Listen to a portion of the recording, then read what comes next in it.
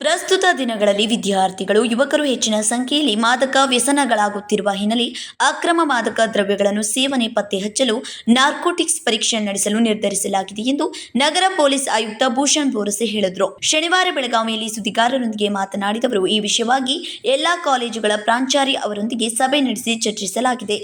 Narcotics ಪರೀಕ್ಷೆ ಒಪ್ಪಿಗೆ ನೀಡಿದ್ದು ಶೀಘ್ರವೇ ವಿದ್ಯಾರ್ಥಿಗಳಲ್ಲಿ ಪರೀಕ್ಷೆ ಆರಂಭಿಸಲಾಗುವುದು ಎಂದರು. ಈಗ ನಾವು ನಾರ್ಕೋಟಿಕ್ಸ್ ಕಿಟ್ ಪರ್ಚೇಸ್ ಮಾಡ್ತಾ ಇದ್ದೀವಿ. ನಮ್ಮ ವರಿ ಏನಿದೆ ಅಂದರೆ ಡ್ರಂಕ್ ಆ್ಯಂಡ್ ಡ್ರೈವಿಂಗ್ ನಾವು ಪತ್ತೆ ಮಾಡ್ತೀವಿ, ಬಟ್ ನಾರ್ಕೋಟಿಕ್ಸ್ ಗಾಂಜಾ ಸೇರಿಸ್ಕೊಂಡು ಅವನು ಡ್ರೈವ್ ಮಾಡ್ತಾಯಿದ್ದೆ ನಮಗೆ ಗೊತ್ತಾಗಲ್ಲ. ಸೊ ಆ ಕಿಟ್ 10 ದಿನದೊಳಗಡೆ ನಮಗೆ ಸಿಗ್ಬಿಡುತ್ತೆ. ಆಮೇಲೆ will be doing that testing. As well as schools and colleges are concern, principal ಅವರು ಯಾರು ನಮಗೆ ರಿಕ್ವೆಸ್ಟ್ ಮಾಡಿದ್ದಾರೆ, ಖಂಡಿತವಾಗಿ ನಾವು ಅಲ್ಲಿ ಹೋಗಿ ಆ ಕಿಟ್ ಮುಖಾಂತರ we can do that testing. Students ಅದು ತಗೋತಾ ಇದ್ದರೆ ದಯವಿಟ್ಟು ಬಿ ಅಲರ್ಟ್. 27 NDPS ಆ್ಯಕ್ಟ್ ಪ್ರಕಾರ ಸೇವನೆ, ನಾರ್ಕೋಟಿಕ್ಸ್ ಪದಾರ್ಥದ ಸೇವನೆ ಅದು ಕೂಡ ಒಂದು ಅಫೆನ್ಸ್ ಇದೆ. ನಿಮಗೆ ದೊಡ್ಡ ಭವಿಷ್ಯ ಇದೆ ಮುಂದೆ.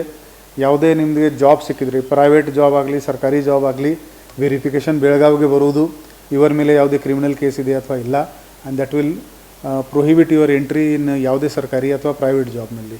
ಸೊ ನಿಮ್ಮ ಭವಿಷ್ಯ ಜೊತೆಗೆ ಆಟಾಡಬೇಡಿ. Stay away from the drugs. Vinod Kolkar, KMM Kannada news, Belagavi.